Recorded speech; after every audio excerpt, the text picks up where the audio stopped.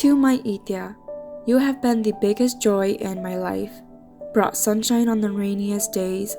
Since the day you were born, you have filled the holes in my heart, showed me what unconditional love looked like despite my absence in your life. You always remembered who I was even after months apart. My deepest regret is the limited amount of time I had with you, but I am grateful to have enjoyed the time I did have with you. Thank you for allowing me to say goodbye on a bright sunny day. You didn't have to hold out until the weekend to cross the Rainbow Bridge, but you did. The week following your passing was gorgeous. You would have loved the warmth of the sun and the breeze brushing against you. Everywhere I go, I think about you. The things you would have loved, things you would have done, and how you would have reacted. It's funny how so much changed in your absence, and yet so much stayed the same. The sidewalk we strolled through day and night is no longer just a sidewalk. Watching TV after a long day of work is now just passing time, waiting for the sun to disappear.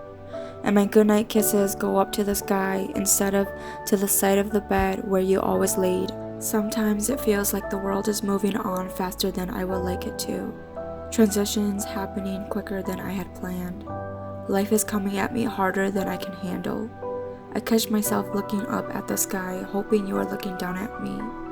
My mind wanders to the happiest moments I had with you at random hours of the day, on my drive to and from work, in the middle of my appointments, on my lunch breaks, in the shower, on my way to check the mail.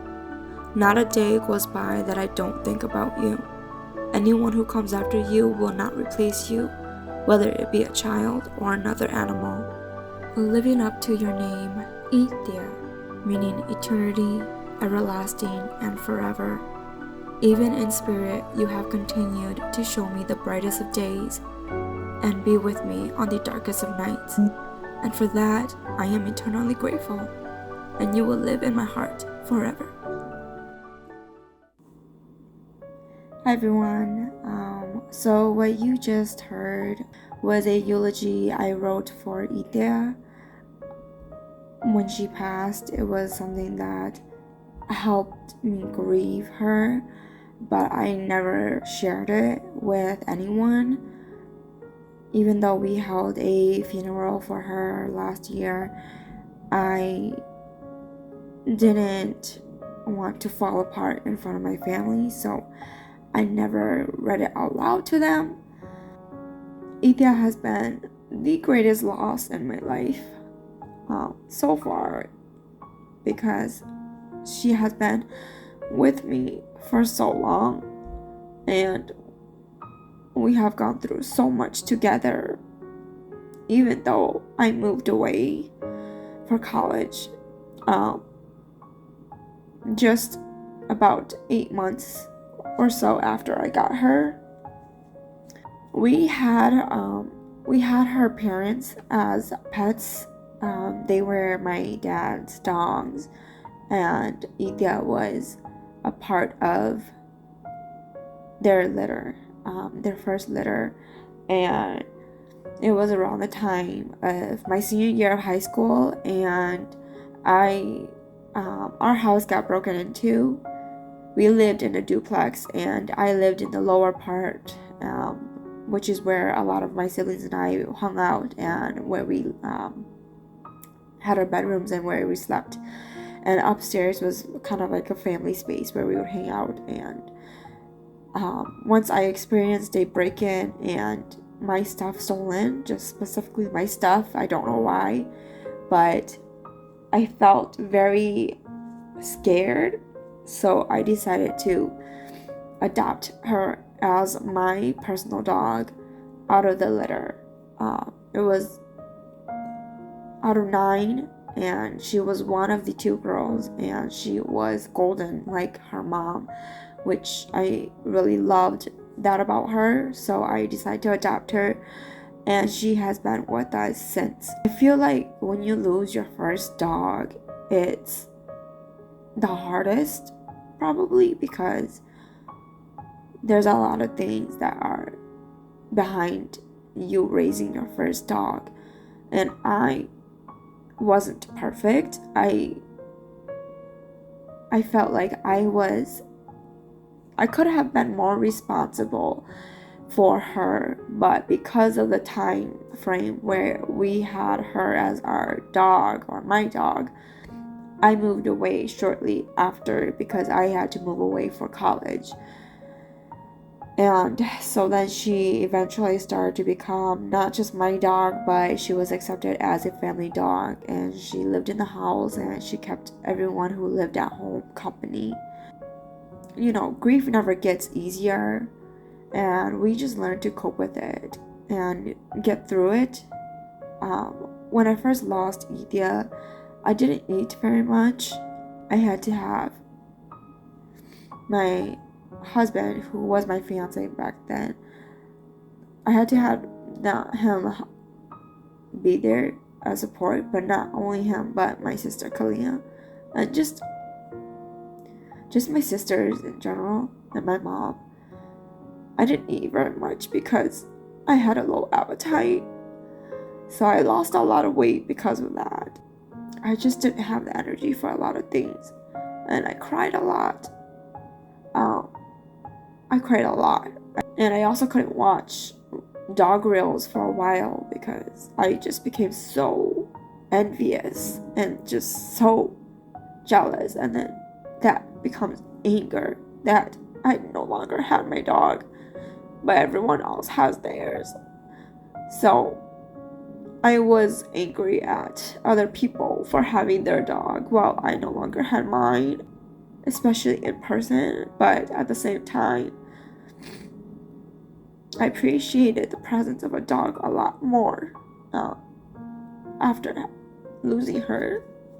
The changes in seasons and holidays were not as eventful without her, but it was something that I knew I had to go through, and it was something that I knew I had to just grieve and cope with. After losing Ethiya, I went outdoors a lot less. We used to have this thing called balcony time because I had a balcony, and we would spend a lot of time on the balcony together. We would just sit. I would have my morning coffee or tea, and we would just enjoy the morning sunshine together, and it was very nice. And at night we would enjoy just watching traffic, just watching cars go through and everything. But I stopped doing that after I lost her. So that's why this year my goal is to be outdoors more, to honor her. And also, I know it's good for me, so it's a good reminder that going outdoors would be something that would free her spirit, because she loved the outdoors. Felt like I wasn't going to do her justice if I didn't go outside more. So even now and then, or a lot of the times actually, we still use present tense when we talk about her. We would say, today is a nice day to take Ethiya out on a walk. We always talked about her, whether it was good days, bad days, and I think that was something that helped me a lot. It helped me grieve. The more I openly talk about her. So, yeah.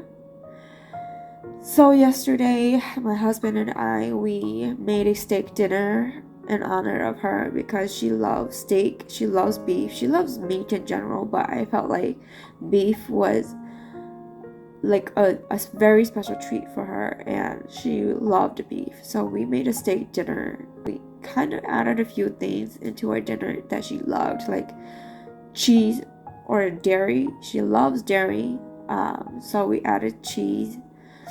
And then, even though she doesn't like vegetables, when it's seasoned well, and we give it to her as a treat, she likes that. I got her flowers because there was something about her that when she runs through flowers, even if it was just dandelions, those like weed flowers, she always enjoyed running through pasture and everything. So I got her flowers. they didn't have the ones that I liked to keep on for a while and dry it so that it would be preserved on her altar for a while. So I got her flowers that were my favorite to kind of give to her and offer to her. And then we went on a walk to remember her because she loves long walks. Whether it's sunshine, cold, she loves it. And I think from now on, instead of remembering today as her death anniversary, I know that's what it is, but I'm going to change it to a remembrance day for her, just because it will be a day where I will continue to remember her and honor her and dedicate a whole day just to her. Yeah, it doesn't get easier, but with love and support, I think it'll be okay. But anyways, thank you so much for watching this video, and I'll see you in the next one. Bye.